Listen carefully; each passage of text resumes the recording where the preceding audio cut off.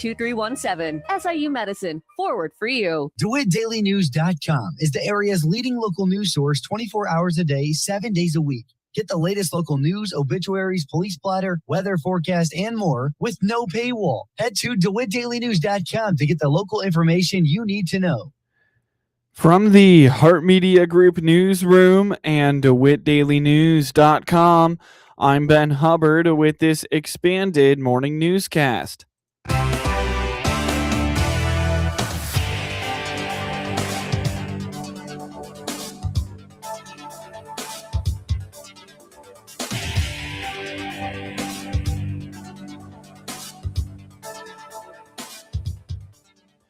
Good morning and thanks for being with us. I'm your host today, Ben Hubbard. The news is brought to you by Baum Chevy Buick in Clinton, your Silverado headquarters, as well as Connexus, offering fiber internet in Clinton. Click their icon on DeWittDailyNews.com to find out more. The DeWitt County Fair Board has made numerous improvements to the DeWitt County 4-H Fairgrounds in recent years, and is planning for another improvement this fall. During the Heart Media Group's 4-H Horse Show coverage as part of its annual fair tour, DeWitt County 4-H Fair Board President Dan Enos indicated fundraising efforts are going on to construct a simple covering this fall. And because of this weather, we are having the Fair Board is doing a fundraising thing that we desperately need. We are putting a roof over the old arena, so we will have a definite place we can ride and do halter in the dry, undercover. So anybody with deep pockets, we need donations. A lot of businesses and individuals have really dug deep and helped us a lot. We're getting close, but we're not totally there. We are putting a roof over it for sure this fall. We've already signed commitment, and whatever we don't have collected by time of payment, Longview Bank has given us a low interest rate loan working with us for 5 years, so we can even take pledges. If we have sheets for that, if you want to give so much a year for the next 5 years, any way you want to. And we really making in Piatt County's business. I hope you're hearing this. This DeWitt County is unbelievable supporting us here, but we need help. Your kids show here, and we need help from those two counties. The building we're going to do is 80 feet wide and 165 feet long, so almost all of it will be covered. That's about as far as we can afford with wood without going to steel that really drives it up. But it should basically be what you see covered and be able to ride. The poultry and rabbits is really what it started for. Really need a place to go because they've outgrown the old Ferguson building, and they have to show a few days or one day and go home. They don't get to stay for the whole fair. So that's what started the whole thing, but we would be great that we could ride in it too. The Fair Board needs about $200,000 for the covering. Enos indicates they have made good progress toward that goal, but are not quite there.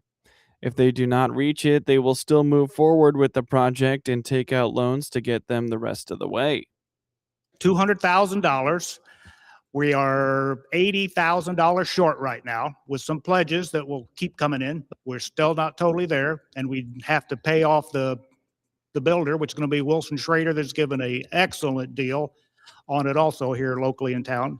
We will have to pay them off this fall when they're done. I know unless we really get some really good people giving us money, we won't have enough to pay it, so we'll be taking a loan out for the rest. All the money that's raised here on the grounds goes right back into this grounds. We've put new roofs on several of the buildings. We've added on to the cattle barn for a new deal. The swine building got totally re-roofed. The old cattle barn, we had to tear it down and build a new one because the structure was just about ready to go from so many roof leaks. So we've done a lot of upgrades. Enos says the 4-H Fairgrounds host several horse shows throughout the summer, so this would allow them to continue those events rain or shine. This year's 4-H horse show was impacted by rain moving through. To contribute to the effort, Enos encourages contacting any 4-H Fair Board member you know or the DeWitt County Farm Bureau for more information. Coming up shortly on this expanded newscast, the July weather outlook. Head Start in DeWitt County is looking for vital staff for its program. Chrissy Conklin with Community Action's Head Start explains that in DeWitt County, they are looking for a new family educator who will help prepare families at home to get their students ready for the school setting. This puts a focus on the PAT, or Parents as Teachers curriculum.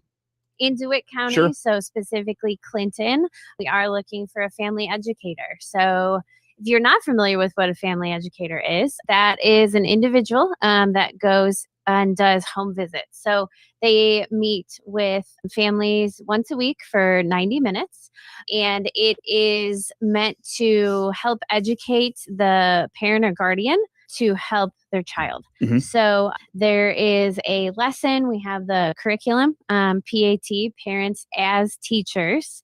So it's assisting them to be in that teacher type role with your children. Okay. So, if you want to teach your child a certain skill, like how do you go about doing that? Because when they're younger, you need to break it down. You can't just say, hey, go put your toys away. Like, what does that look like? And, or hey, organize this or put the forks away here or whatever. Like, those are very foundational math skills, literacy skills, because it's sorting, it's colors, it's size, it's shape. Yeah. So, because some people are like, well, they're just utensils or they're just balls or whatever. But those are foundational skills. You have to know how to sort and organize things. Right. And that's part of the curriculum and working towards that. So family educators, they follow this curriculum, PAT, and meet with the families. And the age group for that role is specifically for pregnant moms up to age 3.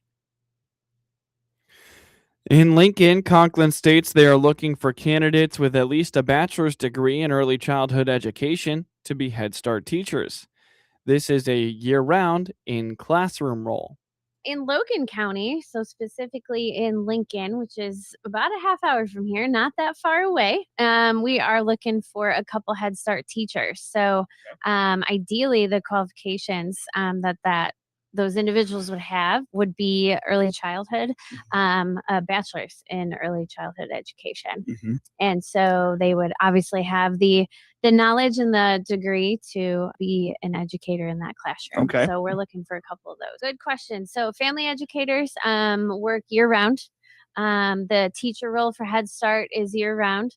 We do have some of our staff that go on furlough. That happens in a lot of Head Start programs just because that Head Start age, that 3 to 5 age, that's not over the summer. And just like schools, that's not over the summer. So, but yeah, our management positions, family educators, coaches, they're, year round.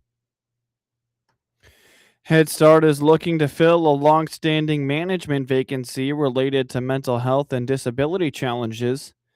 This person would help develop standards that address the ever-evolving social and emotional needs of students. Management level position, it's been open for quite a while. It's mental health and disability. So we created that about a year ago, maybe a little bit less. And that was based on looking at all of our data and, assessing where we're at, what our kids' needs. And so that kind of is how that position was created. So ideally, that person would have at least a bachelor's in some type of background with mental health, disabilities, maybe special education. And they would do classroom observations and help us with that social emotional piece. As we know, our families and our children need more of. So it was just better help to support all of that. Looking at our data again this past week, I would say there has been an increase in disabilities in just the type. So, we broke it down by autistic and ADHD and all of these other factors. And then mental health.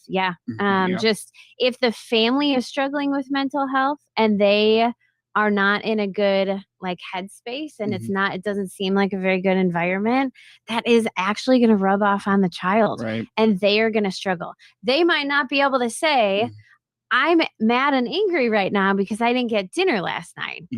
They might be one and might not be able to vocalize that, but it's still affecting them because they can feel it.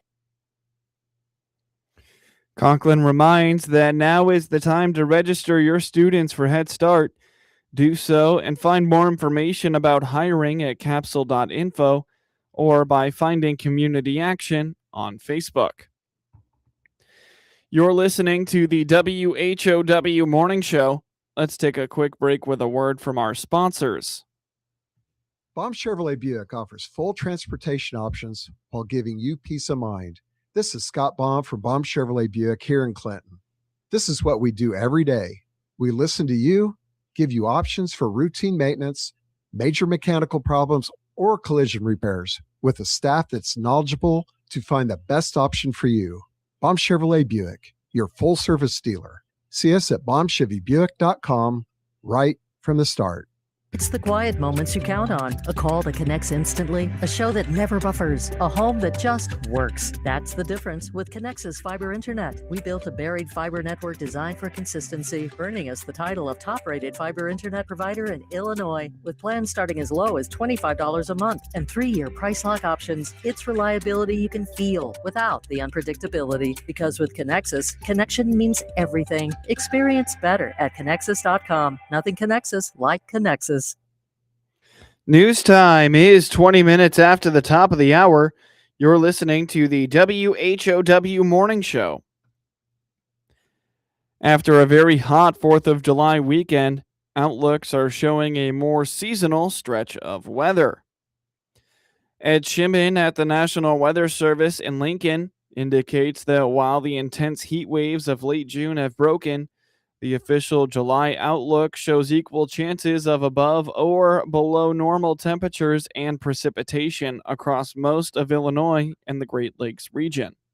The temperature outlook for July shows equal chances of above or below normal. I know that's not a good one to hear, or it's not, you want to have one way or the other, you don't want a middle of the road. But the above normal is south of Illinois even. So it looks like there's going to be more, potentially storms and cloud cover across the north central and the entire Midwest. Almost all the Great Lakes are just equal chances. But that doesn't also show up in the precip. It has below normal for like northern Minnesota, northern Wisconsin, equal chances here.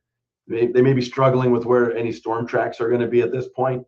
So it'll just kind of be ebb and flow, probably roughly fall out around normal for those precipitation outlooks for the month of July. But if we're not getting any more heat waves, that'd be nice.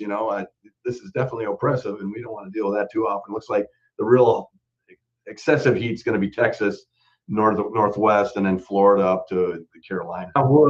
July doesn't look like a real extended heat wave if we do have any heat. According to Shimon, the recent rainfall has successfully replenished local soil profiles, effectively eliminating short-term drought concerns for the immediate future. Should be fine for a while now. Flash drought is not going to be a concern in July, I don't believe.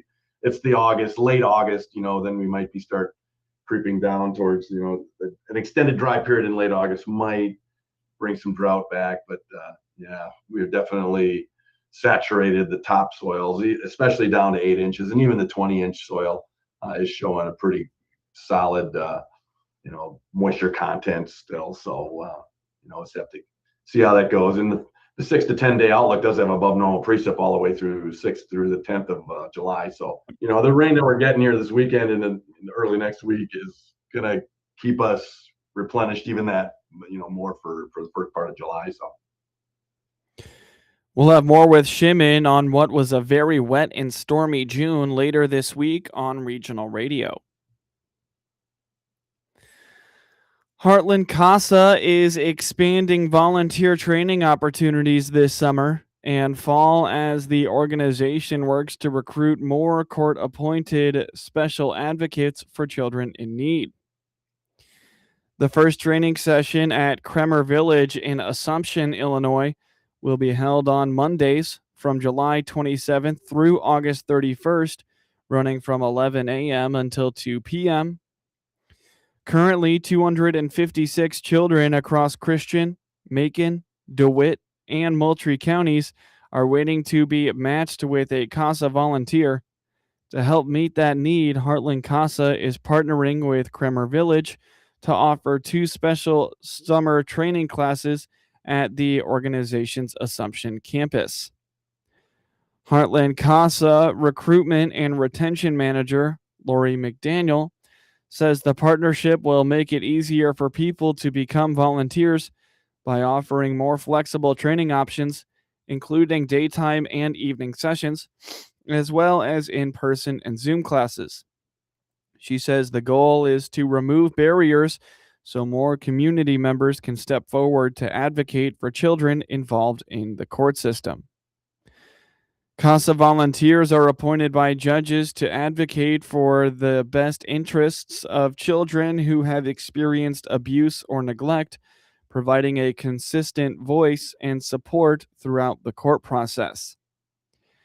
Anyone interested in becoming a CASA volunteer or learning more about upcoming training opportunities is encouraged to contact Heartland CASA at 217-428-8424.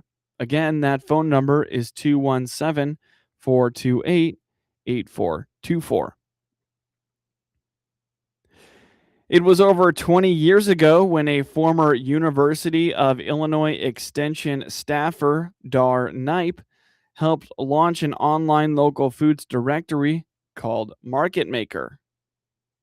But it really is a connector. It's almost like a LinkedIn for food and ag, and it's an opportunity at no cost to farms and businesses to share information about themselves that will help them connect either with collaborators, somebody that might want to grow and produce with them, or to the end markets as well. It's a scale neutral system, so you can be a very small business and benefit from being on Market Maker.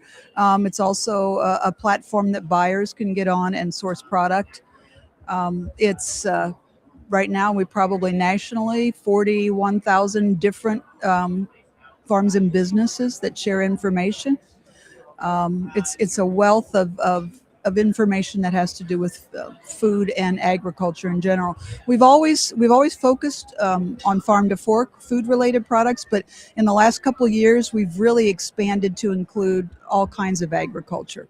So it's fiber, it's services, ancillary services. So it costs nothing to be on Market Maker, nor does it cost anything to get on there and search. So, we would encourage people to hop on, look and see what it's all about. And they might find some really exciting new products that they might, be interested in purchasing. You can find Market Maker at foodmarketmaker.com or also through the Illinois Specialty Growers Association at specialtygrowers.org/shop local. The dates and locations have been finalized for the Illinois Farm Bureau Young Leaders District discussion meets this summer. Just so everyone is aware, the discussion meet topics at the district and state, as well as the national level, are all the same. They are 5 questions that are rotated in between each round. And so at the district discussion meet this year, we're going to be talking about how Farm Bureau can be an advocate and be part of the discussion when it comes to helping farmers fulfill their needs of the commodities that they're growing in their local community, but also creating healthy and sustainable food, fiber, and fuel for the general public, because there is a concern about healthy diets and chronic childhood diseases. And so they're trying to figure out where that food system plays into place. That is one of the questions, is how to bring the food conversation in to help figure out the chronic childhood diseases. The other one is talking about rural energy infrastructure. So how can Farm Bureau work with other individuals and other organizations to be proactive when it comes to having safeguards, when it comes to reliable energy access for farmers and ranchers, as well as their rural neighbors? Illinois Farm Bureau Young Leader Program Coordinator Perry Harlow says you can find all the district discussion meet info at ilfb.org/YL discussion meet.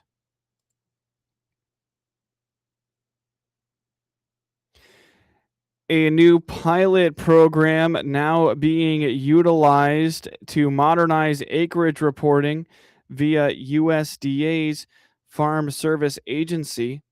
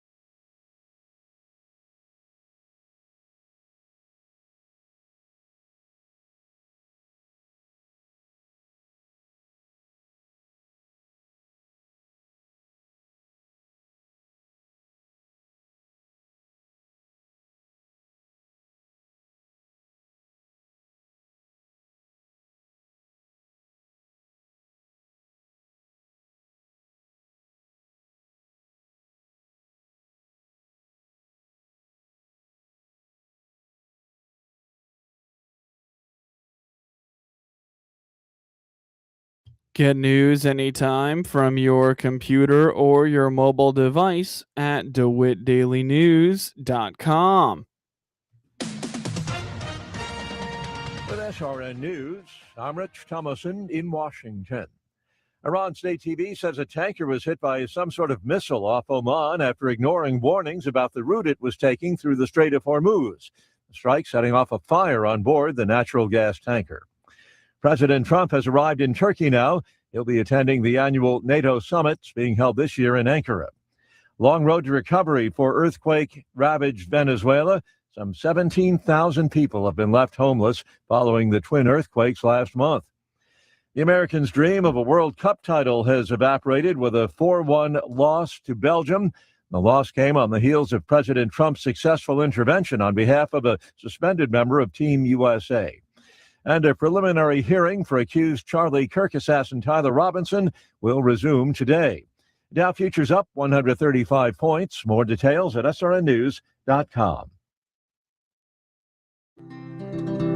Balance of Nature's fruits and veggies and fiber and spice supplements. Our ingredients are 16 whole fruits, 15 whole vegetables, 4 powerful fibers, and 12 aromatic spices.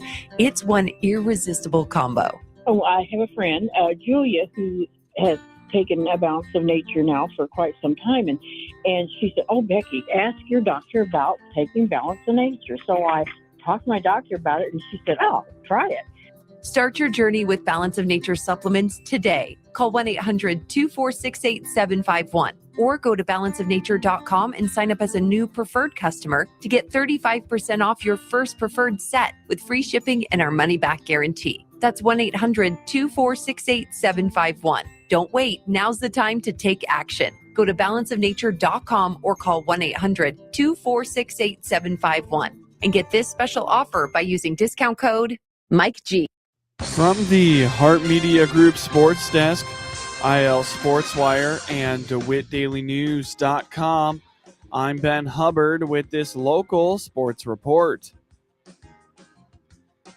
David Hamilton and Bryce Terang drove in 2 runs each during a 4-run 7th inning, and the Milwaukee Brewers rallied from a 3-run deficit to beat the St. Louis Cardinals 4-3 on Monday night.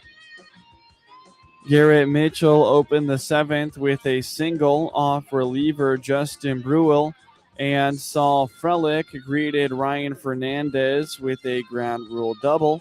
Fernandez has a record of 1-2.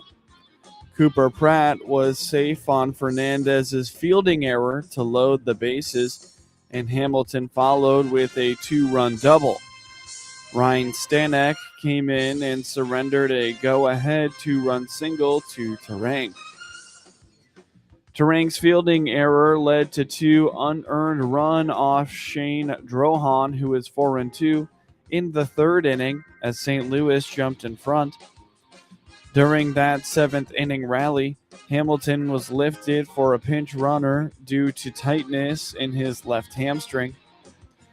Nelson Velasquez had a leadoff double in the 6th and scored on a single by Mason Wynn for a 3-0 advantage. It was the only earned run allowed by Drohan on 6 hits across 6 innings. Chad Patrick struck out 2 in 2 perfect innings, and Trevor McGill gave up a leadoff single to win before finishing off his 14th save in 16 opportunities. St. Louis starter Dustin May threw 81 pitches on 3 days rest and left with 2 outs and runners on the corners in the 5th. Brewell retired Christian Yelich on a ground out to keep it 2-0. May allowed 4 hits and struck out 7 in 4 2/3 innings. Brewell got 4 outs and was charged with a run. Fernandez surrendered 3 runs, 2 earned, without retiring a batter.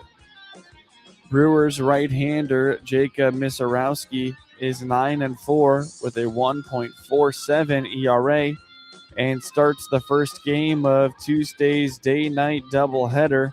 The other starting pitchers have not been announced for either game.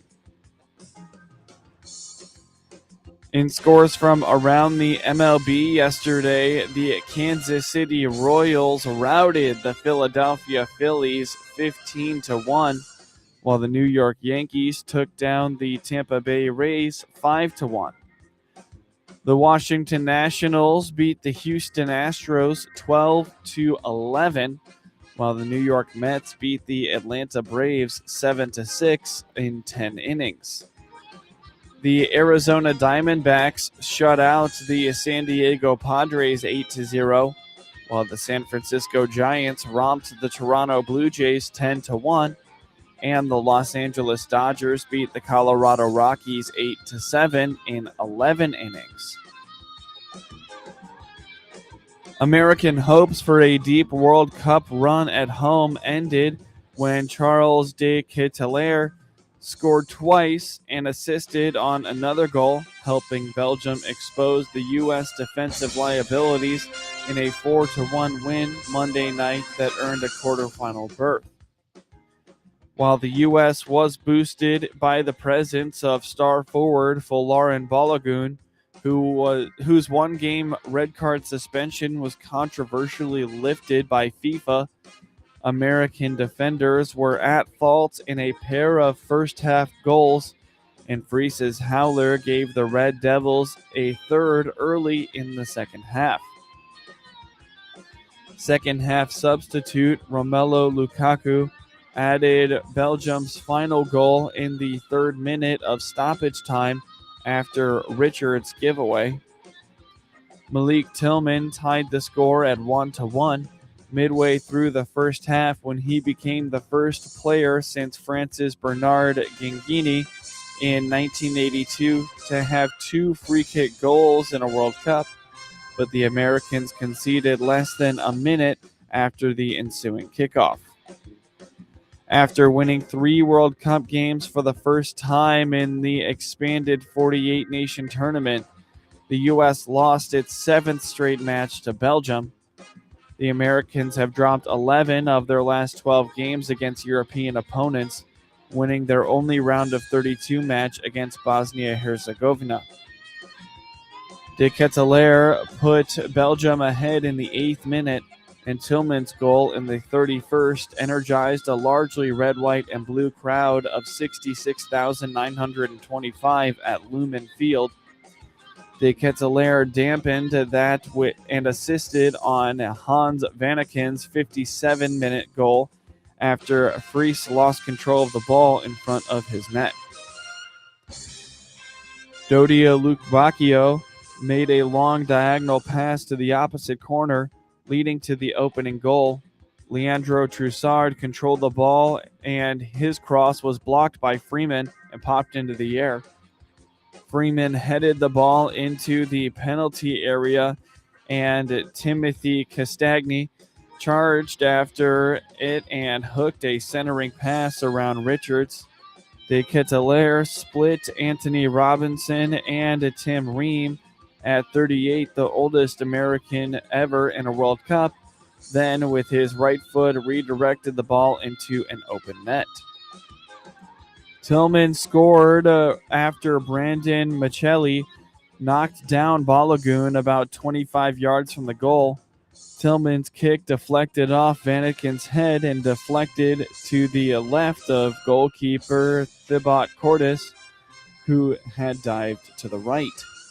Trossard got around Sergino Dest for a cross, and De Ketelaere out-jumped Ream and headed the ball past Fries in the 33rd minute for his 8th international goal. Belgium built a 2-goal lead when Michelli lofted a long ball that Fries chested after 2 hops. Fries hesitated with a touch, then scrambled and kicked the ball off De Ketelaere. Vanneken one-timed a shot from 35 yards that deflected in off Ream. Lukaku entered in the 67th minute and scored his 93rd international goal. Get highlights of your local high school program by finding IL Sports Wire on your preferred social media platforms, and get local sports anytime at DeWittDailyNews.com. This is staff meteorologist Jennifer Wojcicki with your regional radio forecast. Sunshine mixed with clouds at times. Today, with daytime highs approaching 85. Winds out of the northeast, 5 to 10 miles per hour. Lows level off around 66. Tonight, mainly clear skies. High temperatures reach up to 87. Tomorrow, sunshine mixed with clouds at times. Hear weather twice an hour or online anytime at DeWittDailyNews.com. Right now, it's 70 degrees. Let's check Ag News on the RFD Radio Network. I'm DeLawrence Yonke. A wet June for a lot of Illinois. Ag Statistics in its weekly crop progress and condition report says Illinois topsoil moisture condition is now 26% surplus, 66% adequate, 6% short, 2% very short. Subsoil moisture as of Sunday was 19% surplus, 69% adequate, 10% short, and 2% very short. Crop conditions continue to lag behind a little bit. As of Sunday, the Illinois corn crop was 58% good to excellent, 29% fair, 13% either poor or very poor. National numbers 67% good to excellent, same as last week. Illinois soybean condition is 58% good to excellent, 30% fair, 12% poor to very poor. That national number went down 1 percentage point to 64% good to excellent. Wheat harvest as of Sunday is 78% complete. 5-year average is 87. In Washington, Senate Ag Committee Chair John Bozeman is waging an uphill battle to pass an election year farm bill that's already evaded his panel for 3 years, and to do so before the extended 18 bill runs out again, as our Washington correspondent Matt Kay reports. Bozeman is trying to restore bipartisanship to a process that seems to have lost it years ago. This proposal incorporates more than 100 bipartisan bills and priorities. In the Senate, we have to have 60 votes to pass a farm bill, so we must have bipartisan support. Including at least 7 Democrats if all Republicans vote yes. But the path forward is unclear. Democrats complain SNAP cost shifting to the states favors those with high payment error rates and demand a fix. USDA June data shows continued big state differences. Top Ag Democrat Amy Klobuchar. It is such an unfair situation when high error rate states 21-1 get the benefit of this over low. But is this a deal breaker if you don't get concessions? We need to have changes on SNAP. Bozeman's willing to seek a solution, but not at the expense of state accountability with federal SNAP dollars. This is not about raising revenue from the states. This is about just having some sort of leverage to make them administer these programs in an efficient way and not waste money. But time's running out as election politics stalemates other legislative priorities with farm bills already at a disadvantage. It's the norm for farm bills to run late. The 2018 Farm Bill expired in 2023 and was extended multiple times until this September.